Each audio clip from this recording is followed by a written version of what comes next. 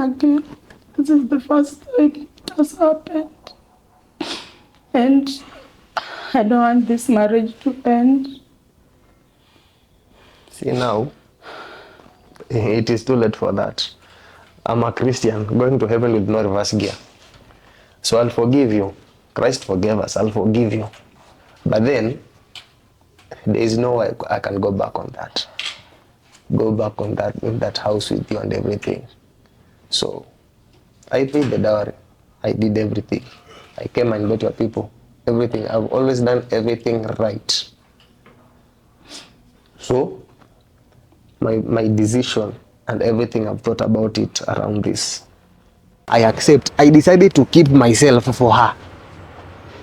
Whereas yeye, ule mwenye mpaka aliniambia, yeye akienda huko ana file return, mimi ikikuja home, nimerelax kila siku na file nil. I don't complain. Na alinsist sana about this session, I cannot miss, I have to be there on Monday. Wacha kutubeba ule unatubeba bana. Mambo vipi, kama kawaida, this F001, your number one online channel where we educate, we entertain, and most importantly, we empower. Guys, if you're new here, you know we do it. Like, subscribe, and definitely don't forget to share. Anyway, mambo ni mengi, masando machache. It's a fantastic morning. Hoping you're working out fine, and we take this opportunity to thank God. If you're joining us for the very first time, feel at home, feel welcome. This is where you learn how to stay in marriage, how to read red flags, and how and when to leave marriage if need be. You have requested for them. I've also taken in this initiative. Nijaribu kuwaita hapa. We have this discussion. It's quite sad, where we are having this conversation on Valentine's Day, which I believe none of them saw it happening this way. A year like that, a year like this last year, they were having good moments, but today it's even worse. Don't know who to blame. I don't understand anyone's story. Tumekuja cover conversation, and we all give everyone equal share. If it was for apology, we apologize. If the partner chooses to forgive, the better. I'll start with the gentleman as the affected person, the victim, because we could all see what has been happening. And like I tell every other guy, every river has its source. I believe kuna pali mlianza na mama. You've had your share, good moments, bad moments. Nataka tu tueleze maybe how this journey started, ndipo tukafika pali tuko hapa leo. Otherwise, thank you for coming, and I don't take it for granted. Okay. So I met her. The first time that I met her, I've known her for 5 years. And every time I look at her, I've never imagined that I could be here, hata ningekuwa hapa someday discussing about this. It never crossed my mind at any point. I never imagined at some point that I could be betrayed. No, it's never a stab in the back that kills you. It's when you turn around and you see the person holding the knife. That is what that kills you. So I've known her for around 5 years. We met at, we had a mutual friend. So the mutual friend had passed away. So we met at the funeral. So I looked at her, she was really good. And then we kind of had a small conversation even. So I took her number. Tuka catch up with time. So 2 years later, I decided to make things official. So tukaenda akakuja kwetu kwanza. Nikampeleka kwa mzae na madhe, wakamcheki. And then nikapanga na wase wetu, tukaenda kwao. So tukienda kwao, we took dowry there and to inform their people, ni aje, mimi ndio niko na mtoto wenyu. Naomba mtoto wenyu munipatie nikae na yeye. So they accepted. So I told them right now, because of the budget and everything, the wedding can hold on a bit, but officially, munipatie mtoto wenyu, ndio hii mahari. So then we started staying together. Kabisa, from both parties, they knew that we are staying together. We are married. Not really staying together, but married. So 3 years later, kulikuwa na, not really 3 years later, but hapa katikati kulikuwa na some complications. She had some complications. and we could not get a baby. So we were trying, tunajaribu kwenda kwa huyu guy na so some guys unajua ni makon, they even don't know what they are doing. So unaweza pata huyu anakuambia this report blah blah blah. We tried some guys but it wasn't working out. And for me as a man, I could wish nikai hivi pia nisikie kelele za mtoi kwa nyumba nini, unataka utume mtoi, yo lete remote. So I prayed about it. And then I talked to an uncle of mine who is a doctor in Siaya right now. Akanambia, no, I know a guy to study na yeye. I can tell you he's one of the best that I know. So he linked me to this guy who is Dr. Opio. So nikapigia Dr. Opio, nikabook appointment, tukaenda na yeye. So kufika kwa ofisi, the first time I was with her. So we discussed that with Dr. Opio, all the things. That was the first session. And then the second session as well, we went for it. I went with her. So that is when this doctor told me, niaje, because of the complications that I'm seeing and the treatment that I want to give her for some time, some good time, I would advise you not to be intimate. So as a man, bana pia inauma mzee, but then her health was my priority because singetaka kufanya anything yenye pia yenge mess. So I decided to relax. And we met Dr. Opio before, but then now after mtoya ameshazaliwa sasa. So hizi sessions zingine ndio akaanza kwenda kwa Dr. Opio after mtoya ameshazaliwa. So sessions zikaendelea, hizi zingine I didn't go. So after amenishoni aje msiku intimate, I decided and I said it's okay. This is my wife. I've been with her for a very long time. Just not having sex with her even for 5 months or 4 months, it's okay. As a man, I can keep myself. Every day I go home to her, to our home. So, and we had a small baby. So there is no way ningeanza kwenda nje, napiga shughuli zingine nje, naenda nakutana watu wengine nje. I come home, I start holding the baby. It's all good. So now it is actually you who enlightened me. I didn't know anything was going on because kitu kwanza inaniboni, she is a mother of a small baby, of a young baby, an innocent baby. But then she's still breastfeeding and she's going out akienda these sessions zingine. Now it has gotten to a point, you see that the doctor was saying this oral sex and blah blah blah. Now it is now oral. Yani ni kitu yenye yani sasa wamezoea. I even don't know if they are using protection, if they are going like that. The streets are safe. Hizo ugonjwa siku hizi zinakuja ziko na silent mode mse. Haitakuja ikikwambia ni aje, inabonga inakwambia knock knock knock. So she's not even having the priority of her family first, the safety of her family first. She's just thinking about herself at the moment.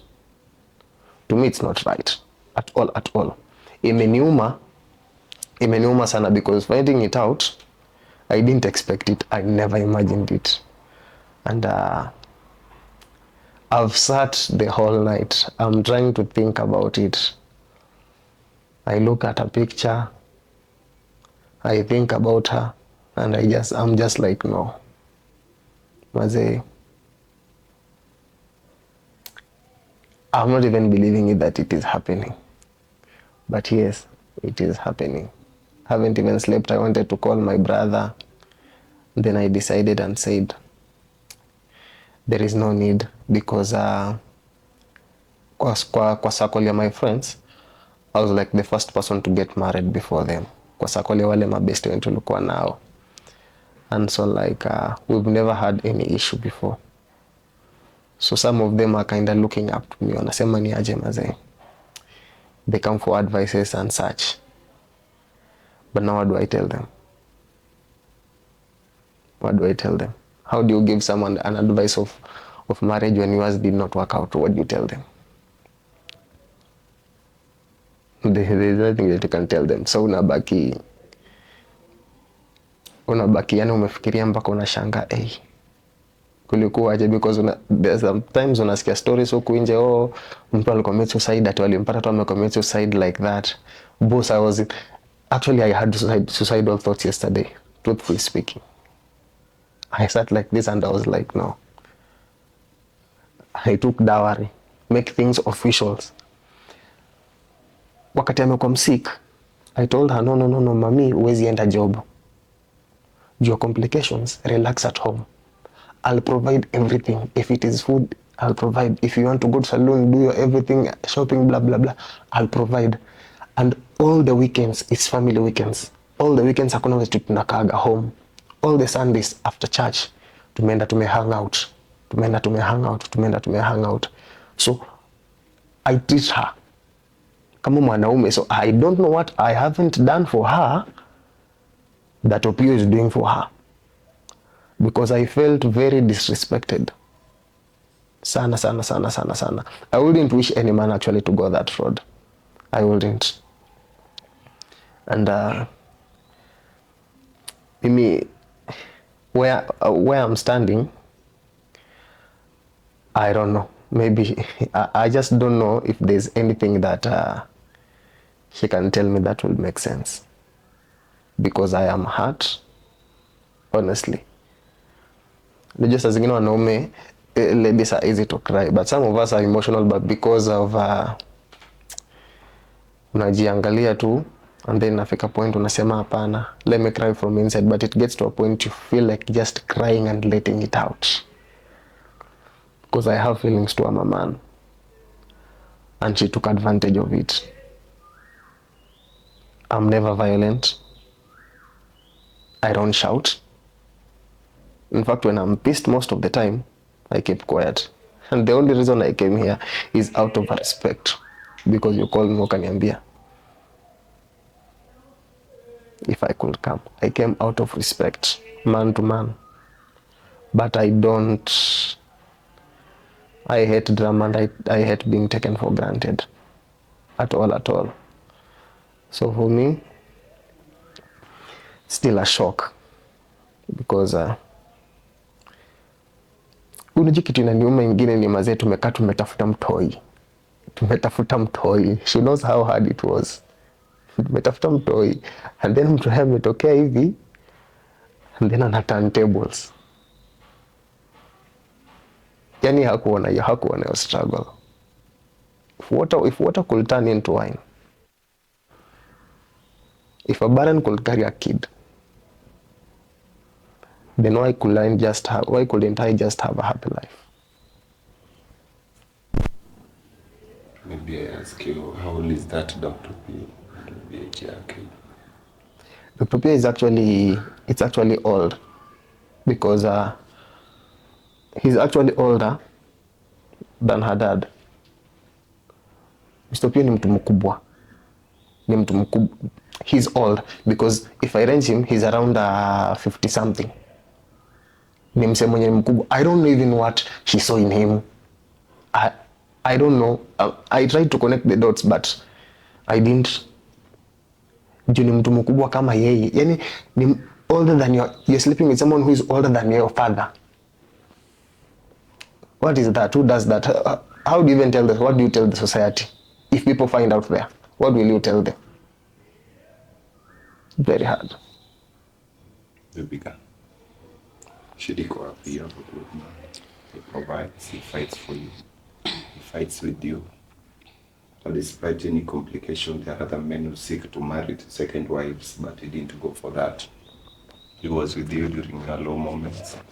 He's been with you, he gives you attention, time, every other thing that any woman out there would want. Why do this to him?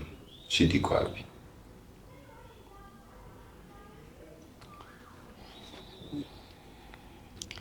Hakuna shida. Tunaweza mwambia, first of all, I'm very sorry about everything that has happened. It was not my intentions. And I don't know what to say right now about our marriage. but I want him to find a place in his heart to forgive me. According to you, huoni shida wewe? Hakuna shida pahali. Kila kitu iko sawa. Whatever you did, it's just okay. It is not okay, and that's why I'm saying he find a place in his heart to forgive me. For doing what? Anisamehe tu. I don't know what, sijui nini iliniingia, but maybe anisamehe. We mend our marriage because fear of our kid that we have, and mambo zingine wezi jua ni shetani, but ninaomba tu kama anaweza nisamehea. Sasa shetani gani? Marriage yetu work. Where does the devil come in? Because even if you say it is the devil, right now we are only here, the three of us, unless you're calling us one a devil. So where did the devil come in? See, you are a Christian, we go to church. You are a woman, you are a mature woman, you ain't a kid.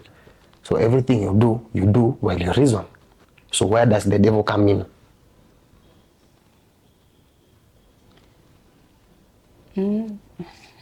Hii ni mambo ya shetani. You see, venye wanasemanga for better and for worse. This is for worse right now, for us. And maybe it's not, we're supposed to talk about it. And we mend our marriage because of our kid and because of how far we have come from. I appreciate venye umenisaidia. You have really helped me in everything. In kila kitu, you take care of us, ukanipeleka hosi. We have gone through a lot, and because of this story, isifanye imalize marriage yetu. We have really come from far. So, for us to end this marriage right now, it will be very unfair for both of us and also What for do you mean our by kid. unfair? Describe unfair. First of all, there is no admission of guilt. She did me wrong. There is no admission of guilt at any place. For her, it is just the devil, it is just the devil, it is just the devil. See, the availability of soap does not guarantee you the neatness of clothes. Just because she has my baby or we have a baby does not guarantee her when she makes a mistake, I should throw the mistake aside and because she has a baby, I should go for it. It's wrong. Just because I went for and paid the dowry there does not mean that sasa juu amefanya makosa, ye mwenye haoni makosa, nafani step aside because it is for better for us, now it is for us, I keep it aside, I focus on her. Doesn't go like that. I'm just saying we try, we talk about this, tujaribu, tutengeneze familia To ask her a yetu. question before even you ask her. You are a mother, right? Yeah, How old is your baby? 6 months. Unanyonyesha, right? Yes. Before you undress for a man, do you put that into consideration that if I sleep with this old mzee, I have a baby? We can talk about this thing and venye nimesema sometimes ni kazi ya shetani na pia labda ni our marriage inakuwa tempted. Sio mimi kupenda. And that's So you why didn't think about that baby at all? That's why I'm asking for your forgiveness right now. But you didn't think about the baby and your family when you're doing it? Just forgive us. We cannot end our marriage because of this. We have really come from far. But see, by the way, let me ask you a question. If I didn't find out yesterday, would I have ever found out? Would you have ever come clean about it? These are the work of the devil. See, and the devil here, the devil there, the devil there, the devil here. So you worship the devil because it's the devil who commands you to do things. The devil here, the devil there. You are married to the devil. No, I'm just saying.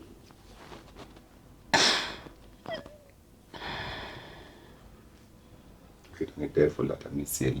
It's like she's married to the devil because she listens to the devil more than the husband. Then let the devil do his work. Let the devil just do his work, because I sat down. Here, it will never happen again. This is the first time it has happened. And I don't want this marriage to end. See, now, it is too late for that. I'm a Christian, going to heaven with no reverse gear. So I'll forgive you. Christ forgave us, I'll forgive you. But then, there is no way I can go back on that. Go back on that, in that house with you and everything. So, I paid the dowry. I did everything. I came and got your people. Everything. I've always done everything right. So, my decision and everything, I've thought about it around this. You're going home kwenyu, because the baby is still young. As a man and as a reasonable person, you will have the baby for now because you're still breastfeeding. I'll not take the baby for now. But then in due time, I promised you, and I told you, you'll hear from my lawyer. I'll be going to court for that, definitely. And my people tunaenda, I'll see a way to talk to my uncle, and we'll definitely come for a dowry. We paid for it. You cannot just end things like that. How do you want me to end things? Do you want me to put it in writing? No, we can maybe just talk. Think about our kid. I already did. That's why I'm doing this. Think about us, where we have come from, and everything. Did you think about that when you're spreading your legs? You don't even drink. She's always sober. Did you think about that when you're spreading your legs? Just forgive me. I've said. I think I've made my decision, and respectfully speaking, I've come. I came to tell her my mind, my peace of mind, and I have already done that. So, from my part, I think it will be a decision to step, because I don't want to have other thoughts. But let me make it clear. You're going home, no discussion. I'll make sure you get home. No discussion around it. You will go with the baby for now. No discussion about it. But then you're not coming back anytime. Not now, not later, not anytime. We are done, and we are done, and we are done. At least I've tried to compose myself. Because ingekuwa mse mwingine saizi, I'm not the violent type. Mse mwingine saizi, we could not even be speaking like this one-on-one like this. You leave me for an older person. Yani, wewe sijui ni mubaba sama ni mugukazi. I've done everything right. Wewe unakula shopping. Wewe ukitaka kwenda out, unaenda out. Ukitaka hata kwenda kwenye, unaenda kwenye. But then, this is just the way you decided to repay me. With no good reason. The only reason is the devil. So, Forgive me. For the sake of everything, and my peace of mind too, I'm not telling you people right now, because I love to keep relationships. Relationships are very good. But then when you mess with the relationships, you'll know. But for now, I think I've done my part. Please. And maybe you can talk about this. I hope you respect it too. I don't hope you to respect, but I've done my part, and we are done. Please don't leave me.